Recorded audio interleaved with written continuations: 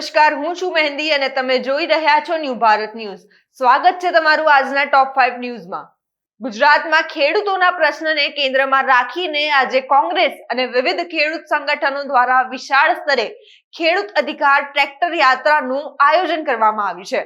અમદાવાદના શાંતિપુરા સર્કલથી શરૂ થયેલી આ યાત્રા ગાંધીનગર તરફ આગળ વધવાની હતી, જેમાં રાજ્યના વિવિધ જિલ્લાઓમાંથી મોટી સંખ્યામાં ખેડૂતો ટ્રેક્ટર સાથે જોડાયા છે. કોંગ્રેસે આ યાત્રાને ખેડૂતોના અધિકારો અને તેમની સમસ્યાઓને સરકાર સુધી પહોંચાડવા માટેનું મહત્વપૂર્ણ અભિયાન ગણાવ્યું છે. આંદોલનકારીઓના જણાવ્યા અનુસાર હાલની નીતિઓના કારણે ખેડૂતો આર્થિક અને સામાજિક રીતે મુશ્કેલી અનુભવાઈ રહ્યા છે.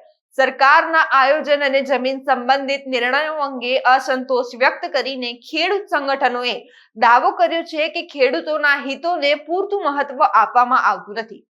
ગુજરાતભરમાં હાલ કાળઝાળ ગરમી અને અસહ્ય ઉકળાટથી જનજીવન ત્રાહિમામ પોકારી ગયું છે. ત્યારે હવામાન વિભાગે રાજ્યના નાગરિકો માટે રાહતના મિશ્ર સમાચાર આપ્યા છે. રાજ્યમાં એક તરફ તાપમાનનો પારો 41 ડિગ્રીને પાર પહોંચી ગયો છે, તો બીજી તરફ આ ભીષણ ગરમી વચ્ચે વેસ્ટર્ન ડિસ્ટર્બન્સ અને સાયક્લોનિક સર્ક્યુલેશન સક્રિય થતા કમોસમી વરસાદની ઘાત તોડાઈ રહી છે. હવામાન વિભાગની આગાહી મુજબ આગામી 2 દિવસ રાજ્યના અનેક વિસ્તારોમાં ગાજવીજ અને પવન સાથે વરસાદ પડી શકે છે. દક્ષિણ ગુજરાતના સુરત, ડાંગ અને તાપી જિલ્લામાં વરસાદી માહોલ જામશે.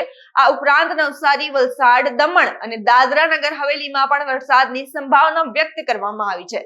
સમગ્ર સૌરાષ્ટ્ર અને કચ્છના વિવિધ વિસ્તારોમાં પણ છૂટાછવાયા વરસાદી ઝાપટા પડી શકે છે, જેને પગલે વાતાવરણમાં ભેજનું પ્રમાણ વધતા બફારો વધુ આકરો બની શકે છે. અમદાવાદના અમરાઈવાડી વોર્ડના પૂર્વ મહિલા કોર્પોરેટર દ્વારા વધુ એક વખત પોતાને અને પરિવારને મારી નાખવાની ધમકી મળતી હોવાનું ભાજપના શહેર પ્રમુખ, મેયર સહિતના પદાધિકારીઓને રજૂઆત કરવામાં આવી છે. શહેરના અમરાઈવાડી વિસ્તારમાં પૂર્વ મહિલા કોર્પોરેટર પ્રતિભા દુબે દ્વારા મુખ્યમંત્રીથી લઈને શહેર પ્રમુખ તેમજ ડીસીપી સહિતના ઉચ્ચ અધિકારીઓને કરેલી અરજીઓ અને લેખિત રજૂઆત કરી છે કે તેઓ પોતાના પરિવાર સાથે શંકરલાલ અંબાલાલની ચાલીમાં રહે છે, જ્યાં 1.5 વર્ષ પહેલા દબાણો હટાવવાની કામગીરી બાદ તેમના પડોશીઓ સાથે મન દુઃખ થયું હતું, જે બાદ તેમને પરિવારને વારંવાર જાનથી મારી નાખવાની ધમકી આપવામાં આવે છે. 14 જૂને ગુજરાતભરમાં કડક સુરક્ષા વચ્ચે યોજાયેલી લોકરક્ષક દળની લેખિત પરીક્ષા દરમિયાન ભાવનગર શહેરમાંથી પરીક્ષા ગેરરીતિનો એક કિસ્સો પ્રકાશમાં આવ્યો છે.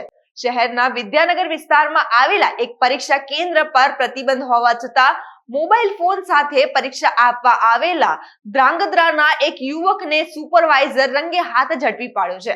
આ મામલો કેન્દ્રના સત્તાધિકારીઓ દ્વારા નીલમબાગ પોલીસ સ્ટેશનમાં સત્તાવાર ફરિયાદ નોંધવામાં આવી છે. પોલીસે ગુનો નોંધી પરીક્ષાર્થી યુવકની અટકાયત કરી લીધી છે. ભરૂચની ઐતિહાસિક જામા મસ્જિદના મૂળ સ્વરૂપ અને તે જૈન મંદિર હોવાનો દાવાને લઈને ચાલી રહેલો વિવાદ આજે રસ્તા પર ઉતરી ગયો છે. આ મામલે પોતાનો વિરોધ નોંધાવવા સંત સમાજ દ્વારા એક વિશાળ રેલીનું આયોજન કરવામાં આવ્યું હતું. શહેરના હોસ્ટેલ ગ્રાઉન્ડથી શરૂ થયેલી આ રેલી શક્તિનાથ થઈને જિલ્લા કલેક્ટર કચેરી સુધી પહોંચી હતી.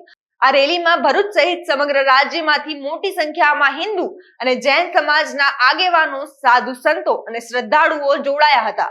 આંદોલનકારીઓએ પોતાની માંગણીઓ સરકાર સુધી પહોંચાડવા માટે 35,000 લોકોના હસ્તાક્ષર સાથેનું એક મહત્વપૂર્ણ આવેદન પત્ર કલેક્ટરને સોંપ્યું છે. આજના ટોપ 5 ન્યૂઝ માટે બસ આટલું જ. આવા જ સમાચાર માટે જોતા રહો ન્યૂ ભારત ન્યૂઝ. નમસ્કાર.